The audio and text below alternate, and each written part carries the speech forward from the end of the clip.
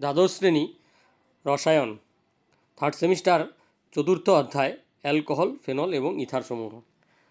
তো এই অধ্যায় থেকে এখন আলোচনা করব ফেনলের রাসায়নিক ধর্ম বা ফেনলের রাসায়নিক বিক্রিয়া থেকে কি ধরনের প্রশ্ন হতে পারে বা কি ধরনের এমসিকিউ হতে পারে। যেমন প্রথম প্রশ্ন কি, নাম্বার 187 কি বলছে যে প্রদত্ত কোনটি অম্লধর্মী। চারটা অপশন দেওয়া আছে, এই একটি অপশন, এই একটি অপশন, এই একটি অপশন, এই একটি অপশন। এবার এখানে একটা জিনিস দেখতে পাচ্ছি, সেটা হচ্ছে প্রত্যেকটি হচ্ছে ফেনল সংজাত, অর্থাৎ হাইড্রোক্সিল গ্রুপ উপস্থিত আছে চারটি অপশনের মধ্যেই। কিন্তু সেই ফেনলের মধ্যে এই OH গ্রুপ ছাড়াও আরও বিভিন্ন গ্রুপ উপস্থিত আছে। যেমন এ নাম্বার অপশনে OCH3 আছে, বি নাম্বার অপশনে NO2 গ্রুপ উপস্থিত আছে, সি নাম্বার অপশনেও NO2 আছে, কিন্তু NO2 এর অবস্থান আলাদা। বি নাম্বারে ছিল প্যারা অবস্থানে, আর সি নাম্বারে অর্থ অবস্থানে। আর ডি নাম্বারের ক্ষেত্রে কি দেখতে পাচ্ছি যে OH এর সঙ্গে আরেকটি গ্রুপ রয়েছে, সেটা হচ্ছে মিথাইল গ্রুপ। অর্থাৎ এই প্রশ্নটির মানে হচ্ছে এরকম যে ফেনলের মধ্যে যদি বিভিন্ন যে অবস্থানগুলো রয়েছে অর্থ, মেটা, প্যারা, সেই অবস্থানগুলোতে যদি বিভিন্ন প্রতিস্থাপক গ্রুপ থাকে, অর্থাৎ ইলেকট্রন আকর্ষী গ্রুপ বা ইলেকট্রন বিকর্ষী গ্রুপ থাকে, তাহলে ফেনলের আম্লিকতার কী পরিবর্তন হতে পারে। সেই হিসাবে আমরা কার আম্লিকতা বেশি হবে, কার আম্লিকতা কম হবে, সেই ধরনের বিষয়টা নিয়ে এই প্রশ্নের মধ্যে বলা আছে। ঠিক আছে, প্রশ্নের যেটা জানতে যাচ্ছে যে বিভিন্ন ইলেকট্রন আকর্ষী গ্রুপ বা ইলেকট্রন বিকর্ষী গ্রুপ অর্থ বা প্যারা বা মেটা অবস্থানে থাকলে সেই আম্লিকতা কেমন বৃদ্ধি পেতে পারে বা হ্রাস পেতে পারে। 2 নম্বর প্রশ্ন, অর্থাৎ 188, কোশ্চেন নাম্বার 188, এখানে বলছে যে কোনটি সবচেয়ে অম্লধর্মী। এই যে প্যারা নাইট্রোফেনল, অর্থাৎ এখানে নাইট্রো গ্রুপ, ফেনলের মধ্যে কি বর্তমান, নাইট্রো গ্রুপ বর্তমান। অর্থ নাইট্রোফেনল, এটাতেও নাইট্রো গ্রুপ বর্তমান। মেটা নাইট্রোফেনল, এটাতেও নাইট্রো গ্রুপ বর্তমান।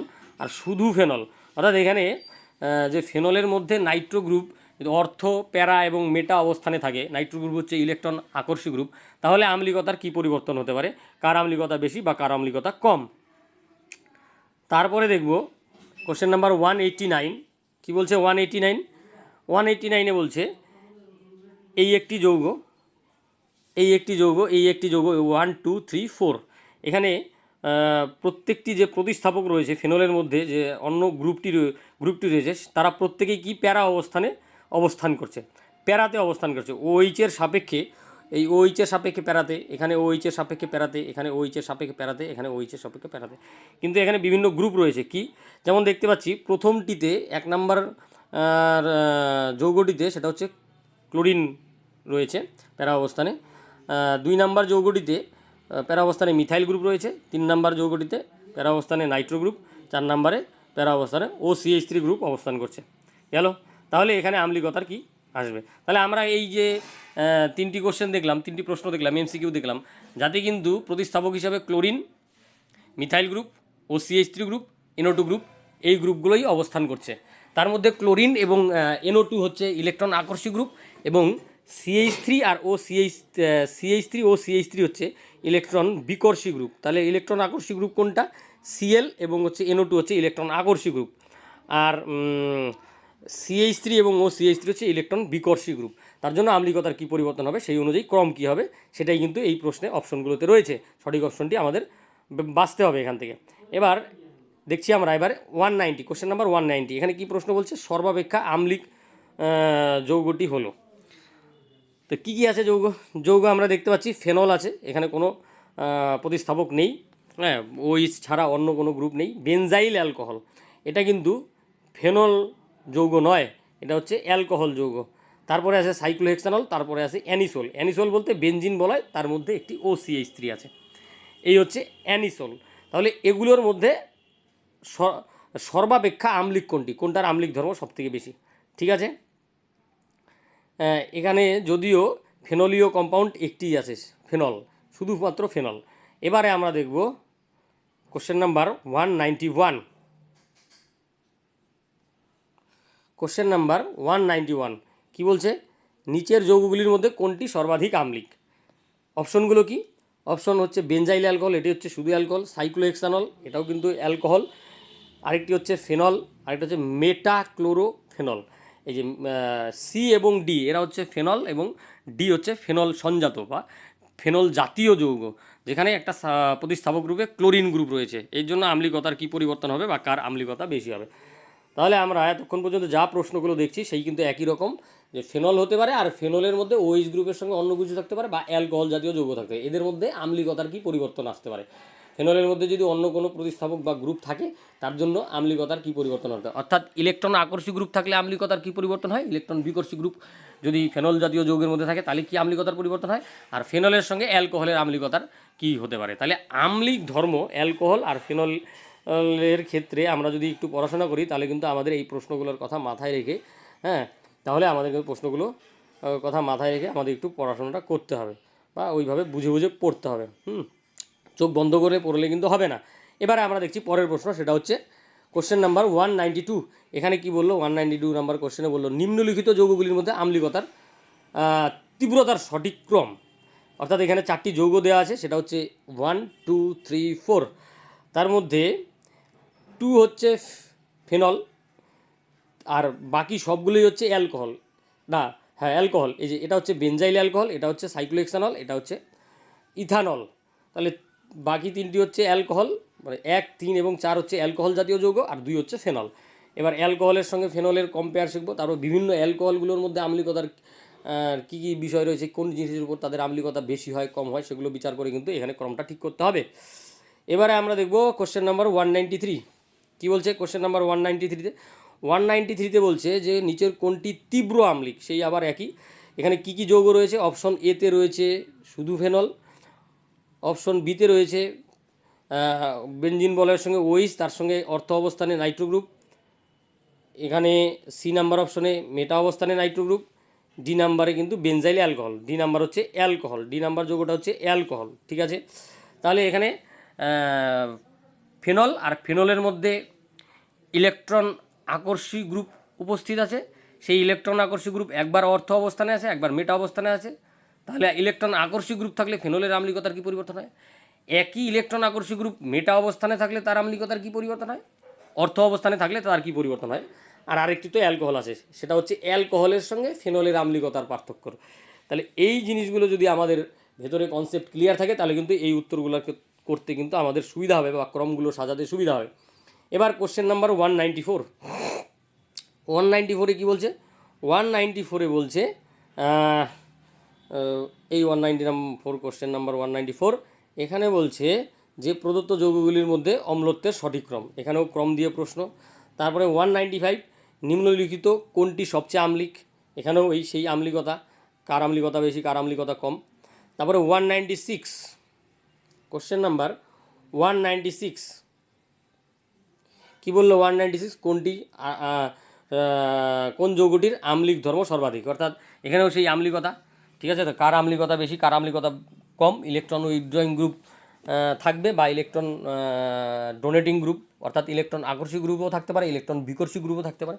এখানে একটা জিনিস দেখতে পাচ্ছি যে ইলেকট্রন আকর্ষী গ্রুপ এই যে ফেনলে যেমন শুধুমাত্র ওইচ গ্রুপ উপস্থিত আছে, আর বি নাম্বার অপশনে ফেনলের মধ্যে একটি নাইট্রো গ্রুপ প্যারা অবস্থানে অবস্থান করছে, আর সিতে কিন্তু নাইট্রো গ্রুপ 3টি রয়েছে, 2টি হচ্ছে অর্থ অবস্থানে, একটি হচ্ছে প্যারা অবস্থানে। এর জন্য আম্লিকতা কী পরিবর্তন হতে পারে, এটাকে বলে কিন্তু এই যে এটা হচ্ছে একটি বিশেষ যৌগ, সেটা হচ্ছে পিক্রিক অ্যাসিড। এটা যুদ্ধক্ষেত্রে বিস্ফোরক রূপে ব্যবহৃত হয়, পিক্রিক অ্যাসিড। ঠিক আছে তো, হ্যাঁ, ফেনলের মধ্যে যদি গাঢ় সালফিউরিক অ্যাসিড এবং গাঢ় নাইট্রিক অ্যাসিড দিয়ে 100 ডিগ্রি সেন্টিগ্রেড উষ্ণতায় উত্তপ্ত করা হয় তাহলে কিন্তু এই পিক্রিক অ্যাসিড উৎপন্ন হয়। সে যাই হোক, এবার তাহলে এই এতগুলো নাইট্রো গ্রুপ থাকার জন্য আম্লিকতা কী পরিবর্তন হতে পারে, আর CH3 তো ইলেকট্রন বিকর্ষী গ্রুপ।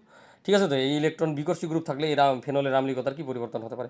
এবার কোশ্চেন নাম্বার 197 ক্ষারীয় মাধ্যমে ফেনলের বেনজোইলেশন বিক্রিয়াকে কী বলা হয়, এটা একটা নাম বিক্রিয়া। এই বিক্রিয়াটার নামটা হচ্ছে শটেন বাউম্যান বিক্রিয়া। তাহলে বুঝতে পারছো, শটেন বাউম্যান বিক্রিয়া, তাহলে নাম বিক্রিয়া দিয়েও কোশ্চেন হতে পারে। তাহলে আমরা যখন ফেনলের বিক্রিয়াগুলো পড়ব সেই বিক্রিয়াগুলোর কোনো বিক্রিয়ার নাম থাকে, সেই নামটাও কিন্তু মনে রাখতে হবে, নাহলে কিন্তু আমরা যে এর সঙ্গে এর বিক্রিয়া এই উৎপন্ন হচ্ছে, এই বিক্রিয়াটির নাম কি, এই ধরনের প্রশ্নের উত্তরগুলো কিন্তু দেওয়া যাবে না। তাহলে যে বিক্রিয়াগুলোর ক্ষেত্রে নাম থাকবে সেগুলোকে আন্ডারলাইন করে রেখে ভালো করে মনে রাখতে হবে, বারবার প্র্যাকটিস করতে হবে যে এখানে ফেনল তার সঙ্গে এই যুক্ত, এই দেওয়া হচ্ছে, তার ফলে এই তৈরি হচ্ছে, এই বিক্রিয়ার ক্ষেত্রে কন্ডিশন এই, তাহলে আমরা এই বিক্রিয়াকে নাম বলবো এই। এটা যদি জানা থাকে তাহলে কিন্তু আমরা সেটা বলতে পারবো। যেমন এখানে হচ্ছে বিক্রিয়াটির নাম হচ্ছে শটেন বাউম্যান বিক্রিয়া। হ্যাঁ, এইভাবে করে আমরা ফেনলের যে রাসায়নিক বিক্রিয়া সেটা আমরা দেখলাম কিছু প্রশ্ন, কিন্তু এই প্রশ্নগুলোর ক্ষেত্রে কি বিষয় দেখতে পারলাম, এখানে শুধু আম্লিকতার তুলনা করা হলো, এই ধরনের কোশ্চেনগুলো নিয়ে আলোচনা করলাম যে ফেনল এর আম্লিকতা কেমন, এর মধ্যে যদি ইলেকট্রন আকর্ষী গ্রুপ থাকে তাহলে তার আম্লিকতা কেমন হয়, ইলেকট্রন বিকর্ষী গ্রুপ থাকে তাহলে তার আম্লিকতা কেমন হয়, একই ইলেকট্রন আকর্ষী গ্রুপ বিভিন্ন অবস্থানে যদি থাকে তার জন্য আম্লিকতার কী পরিবর্তন হয়, ইলেকট্রন উইথড্রয়িং গ্রুপ বা ইলেকট্রন আকর্ষী গ্রুপের সংখ্যা যদি বৃদ্ধি পেতে থাকে তাহলে আম্লিকতার কী পরিবর্তন হয়। এইসব বিভিন্ন ধরনের যে আম্লিকতা বিষয়ক প্রশ্ন সেটা নিয়ে আলোচনা করলাম। এবার একটু অন্য ধরনের প্রশ্ন নিয়ে আলোচনা করছি, সেটা হচ্ছে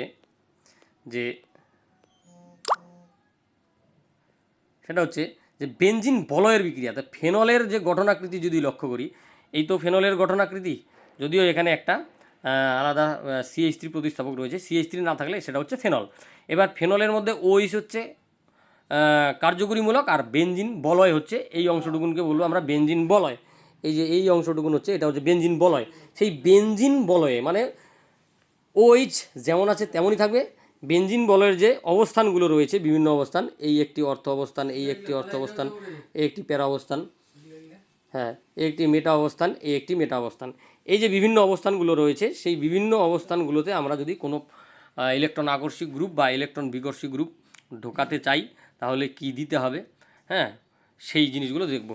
তো যেমন এই যে একটি বিক্রিয়া ধরন দেখতে পাচ্ছি 214 নম্বর প্রশ্ন। এখানে কি বলছে যে নিচের বিক্রিয়ায় উৎপন্ন পদার্থগুলোকে শনাক্ত করো। কি বিক্রিয়া, C6H5OH, এটা মানে কিন্তু ফেনল। ফেনলের মধ্যে জিঙ্ক চূর্ণ দিব, জিঙ্ক চূর্ণ দিয়ে পাতন করলে এ তৈরি হচ্ছে, তাহলে এ কি, এ হচ্ছে বেনজিন।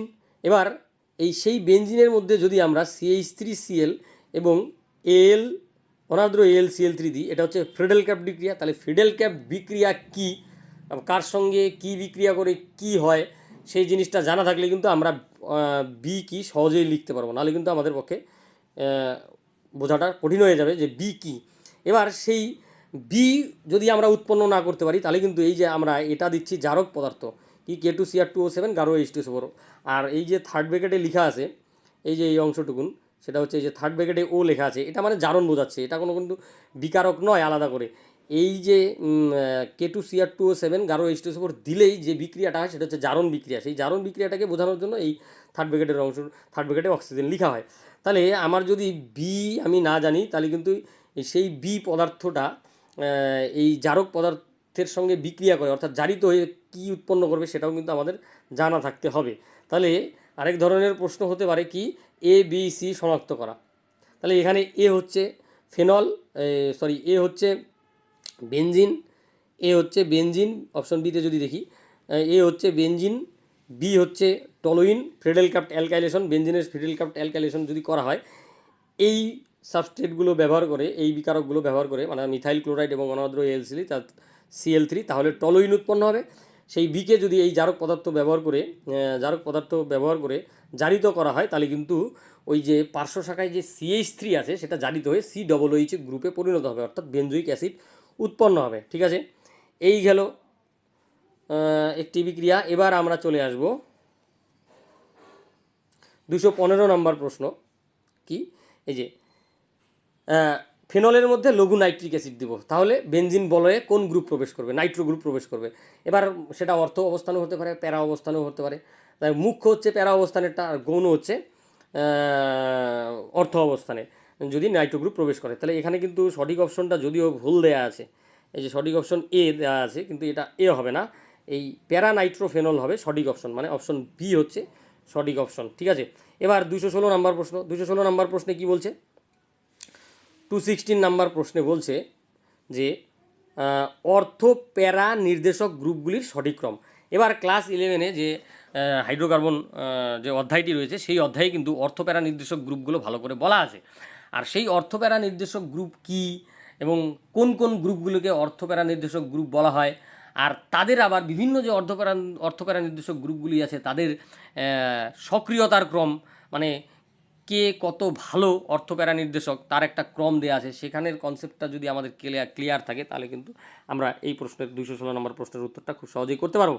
এবারে আমরা দেখে নিচ্ছি কোশ্চেন নাম্বার 217, 217, ঠিক আছে। তাহলে 217 নম্বর প্রশ্নে কি বলছে? 217 নম্বর কোশ্চেন বলছে যে ঘরের উষ্ণতায় ফেনলের সঙ্গে জলীয় ব্রোমিনের বিক্রিয়ায় নিচের কোনটি উৎপন্ন হয়?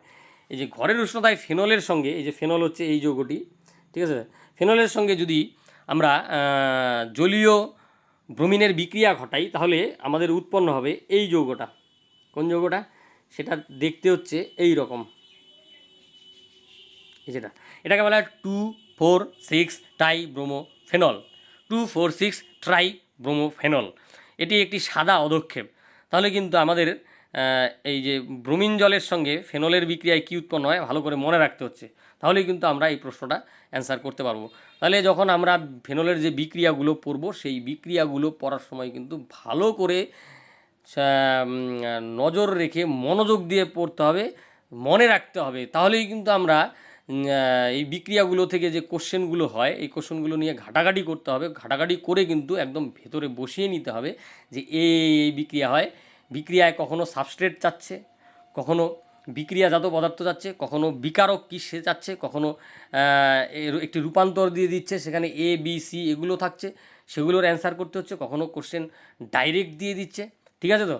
হ্যাঁ, আবার কিছু কিছু ক্ষেত্রে একটু বইয়ের বাইরে টেক্সটের মধ্যে পাওয়া যায় না, কোনো কোনো টেক্সটে হয়তো থাকতে পারে, কোনো কোনো একটা টেক্সটেই যে সব কিছু থাকবে সেটাও না, সেজন্য কোশ্চেন ঘাটাঘাটিটা একটু বাধ্যতামূলক হয়ে পড়ে ভালো রেজাল্ট করার ক্ষেত্রে, ঠিক আছে তো? যেমন এই প্রশ্নটি কিন্তু ছায়ার টেক্সটে কিন্তু পাওয়া যাবে না, হ্যাঁ, মানে এই অধ্যায়ের টেক্সটে পাওয়া যাবে না। তারপরে হচ্ছে এই যে এইটাও কিন্তু সরাসরি কিন্তু বইয়ের মধ্যে থাকতে নাও পারে, টেক্সটের মধ্যে কোশ্চেন সলভ করলে হয়তো পাওয়া যেতে পারে। হ্যাঁ, এই ধরনের কোশ্চেন, কিছু কোশ্চেন ডাইরেক্ট নাও থাকতে পারে। তো সেই জন্য কিন্তু কোশ্চেনগুলো কিন্তু সলভ করতে হবে, কারণ এখান থেকে যদি প্রশ্ন দিয়ে দেয় তাহলে কিন্তু আমরা পরীক্ষার হলে সমস্যায় পড়বো, ঠিক আছে? তো এই যে এই যে একটা বিক্রিয়া, সেটা হচ্ছে ফেনল, কোশ্চেন নাম্বার 221, সেটা হচ্ছে কি? সেটা হচ্ছে ফেনল। হ্যাঁ, এই হচ্ছে ফেনল। ফেনলের মধ্যে কি দিলাম? CH3Cl অনার্দ্র AlCl3 question mark. তাহলে এই বিক্রিয়াটার ক্ষেত্রে আমাকে এই সাবস্ট্রেটটা দেখেই, এই সাবস্ট্রেট না, বিকারক বলতে একটা জৈব যৌগ আছে আর একটা অনার্দ্র AlCl3 অজৈব যৌগও আছে, ঠিক আছে তো? এই যে এটা দেখে কিন্তু আমাকে বুঝতে হবে, অনেক সময় এটা দেখেও বোঝা যায় যে এই বিক্রিয়াটা অ্যাকচুয়ালি কোন বিক্রিয়া। এটা অ্যাকচুয়ালি ফ্রিডেল ক্রাফট বিক্রিয়া, যেখানে লিখে রেখেছি FC, ফ্রিডেল ক্রাফট বিক্রিয়া, ফ্রিডেল ক্রাফট অ্যালকাইলেশন। তো ফ্রিডেল ক্রাফট অ্যালকাইলেশন ফেনলের ক্ষেত্রে সেই অ্যালকাইলেশন কোথায় হবে? কারণ ফেনলের যে ওইসটা আছে সেটা অর্থ প্যারা নির্দেশিক, তাহলে অর্থ অবস্থানে এবং প্যারা অবস্থানে হতে পারে, তার মধ্যে প্যারাটা হচ্ছে মুখ্য। তাহলে আমাদের যদি আমি বিভিন্ন দিক দিয়ে একটা টপিক যখন পড়ছি, যে একটা বিক্রিয়া ফিডেল ক্রাফট অ্যালকাইলেশন, সেটা যদি পড়ছি তার নাম মনে রাখতে হচ্ছে, সেই নাম অনুযায়ী বিক্রিয়া মনে রাখতে হচ্ছে, বিক্রিয়ার মধ্যে কি দিচ্ছি, কি দিলে কি উৎপন্ন হচ্ছে সব মনে রাখতে হচ্ছে কিন্তু ভালো করে, হ্যাঁ। তাহলে কিন্তু আমরা কোশ্চেনগুলো মনে করে করে করতে পারবো। তার মানে এখানে সঠিক অপশন কী হবে? যেহেতু প্রশ্নবোধক দেওয়া আছে তাহলে কিন্তু A+B, অর্থাৎ দুটি যৌগ, মুখ্য গুণ দুটিই হবে। তার মানে এখানে সঠিক অপশন হচ্ছে সি, সঠিক অপশন হচ্ছে সি, A ও B উভয়ই। যে এতে আছে অর্থ প্রোডাক্ট আর বিতে আছে প্যারা প্রোডাক্ট, হ্যাঁ, অর্থ হাইড্রোক্সিটলিন আর যে প্যারা হাইড্রোক্সিটলিন আছে বিতে, তাহলে দুটোই তৈরি হয় দুটো। এবার যদি বলা থাকতো শুধু এ, তাহলে কিন্তু শুধু মুখ্যটা লিখতাম। আবার অনেক সময় এ বলে ব্র্যাকেটে মুখ্য লেখা থাকতে পারে। তাই এইভাবে করে কিন্তু আমরা যখন ফেনলের রাসায়নিক বিক্রিয়াগুলো পড়ব খুব কিন্তু মনোযোগ সহকারে ধ্যান দিয়ে পড়ব। হ্যাঁ, শুধু একবার দেখে গেলাম গড় করে, হ্যাঁ, তারপরে কিন্তু কোশ্চেন দেখলে পরে কিন্তু কিচ্ছু চেনা যাবে না, কিচ্ছু বোঝা যাবে না। হ্যাঁ, প্রথমে টেক্সটটা একটু দেখতে হবে, টেক্সটটা দেখে একটু রিমাইন্ড করার চেষ্টা করতে হবে, মনে করার চেষ্টা করতে হবে যে আমার মনে পড়ছে কিনা। তারপরে কোশ্চেন নিয়ে ঘাঁটতে হবে, সেখানে গিয়ে দেখে মনে হবে যে এটা কোথায় আছে এরকম করে ঘাটাঘাটি করতে করতে বিক্রিয়াগুলো ভেতরে বসে যাবে, তখন কিন্তু উত্তর করতে সুবিধা হবে। অর্থাৎ বারবার করে প্র্যাকটিস করতে হবে। তো আজকের যে প্রশ্নের ধরন নিয়ে ফেনলের এর যে রাসায়নিক বিক্রিয়াগুলো আছে সেই রাসায়নিক বিক্রিয়াগুলোর ক্ষেত্রে কিছু প্রশ্নের ধরন নিয়ে আলোচনা করলাম। এই আলোচনা এখানেই শেষ করছি।